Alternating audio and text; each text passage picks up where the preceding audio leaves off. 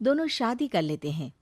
शादी के बाद क्या बात है नीरू, तुम्हें परेशान सा देखता हूँ। सब ठीक तो है ना? हाँ हाँ, सब ठीक है।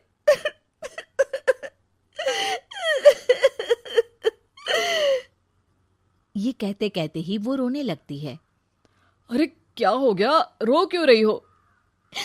मैंने तुमसे एक बात छुपाई है और वही बात अब मुझे परेशान कर रही है। रोहित, मेरा एक बेटा भी है, उसका नाम मयंक है। क्या बात कर रही हो? ये तुमने मुझे पहले क्यों नहीं बताया? देखो नीरू, मेरी माँ को मैंने ये नहीं बताया है कि तुम शादीशुदा हो। बच्चा मैं मैनेज नहीं कर पाऊंगा। नीरू को समझ में नहीं आता कि वो क्या करे।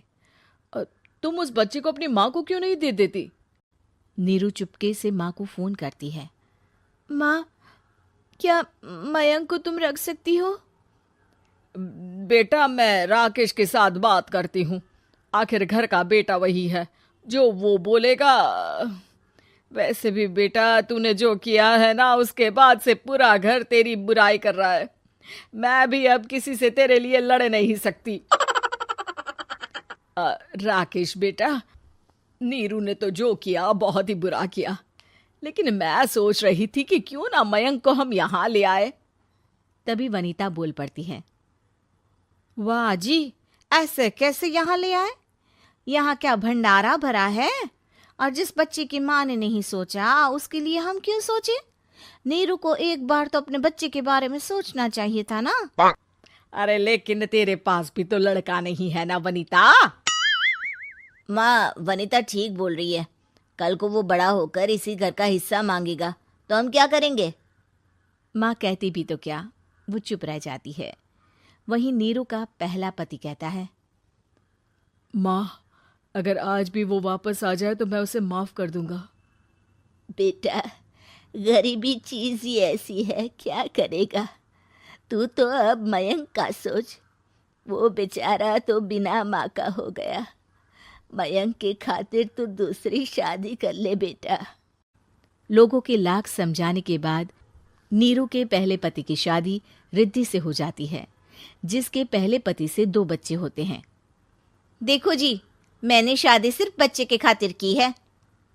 मैंने भी शादी सिर्फ बच्चों के खातिर की है। वहीं नीरू के दूसरे पति के मन में ये बात घर कर जाती है कि नीरू एक मासूम बच्चे को उसके खातिर छोड़ कर आई है।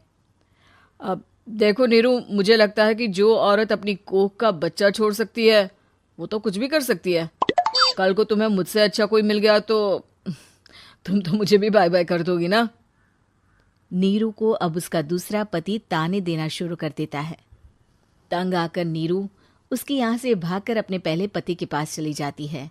लेकिन ससुराल में क्या लेने आई है नीरू, मयंक को?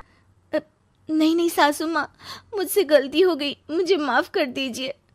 नीरू, अब वक्त खत्म हो गया है, मेरी शादी हो चुकी है। तो छोड़ दो ना उसे, हमारा बच्चा है। मैं आपको अपनी माँ नहीं मानता, मेरी नहीं मान तो बात अच्छी है। नीरू मयंक की बात सुनकर समझ जाती है कि उसके पास अब ना आसमान रहा ना ही जमीन।